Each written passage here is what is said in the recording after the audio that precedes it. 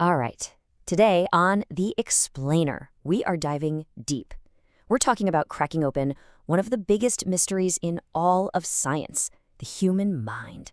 And we're going to do it using a totally new approach from the world of AI. I mean, think about it. For centuries, this has been the question.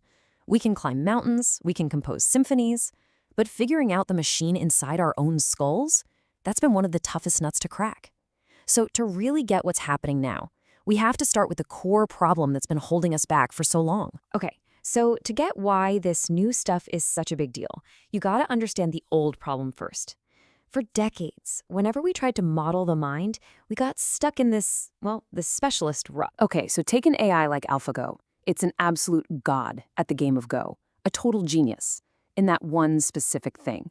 But if you ask it to, I don't know, pick out a box of cereal or whip up a new recipe, no chance. It can't do it.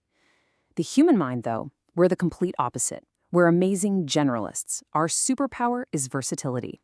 And that gap between the specialist AI and our flexible minds, that's been the huge wall scientists have been trying to get over. And this idea of needing a single big picture theory, it isn't new at all.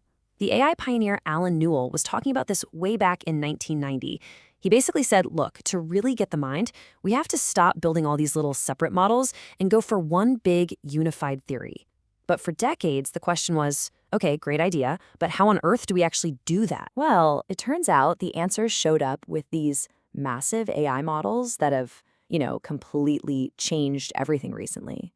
They'd handed us a whole new playbook, a generalist approach. The key concept here is something called a foundation model. And you've almost definitely used one, something like ChatGPT. The idea is you train one single giant model on a ton of really broad data. And the magic is, once you have that core model, you can tweak it or fine-tune it to do all sorts of different specific jobs. You don't have to build a new AI from scratch every single time. So the recipe is pretty simple, in theory, but it's massive in practice. Step 1, you collect a huge amount of data. Step 2, you train one giant core model on all that data so it learns the general rules. And then step 3, you take that powerful core and adapt it for new specific tasks.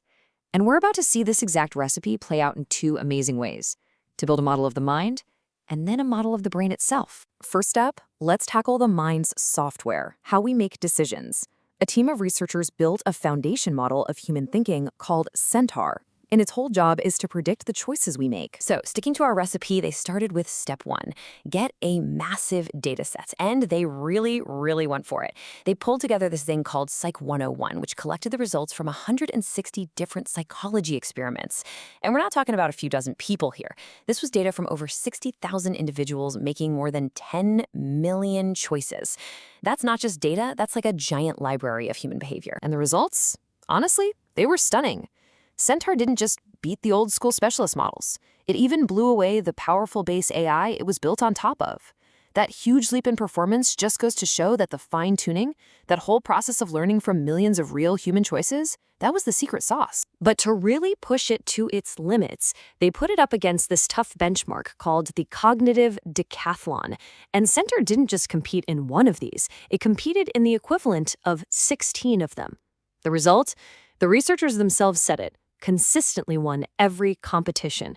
That's not just getting a better score, that's a total takedown. Okay, so that's a model of the mind's software, right? How we make decisions. But what about the brain's actual hardware? Well, a different group of scientists used the exact same foundation model approach.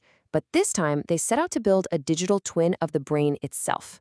They focused on the visual cortex of a mouse. So for their giant data set, they weren't looking at human choices.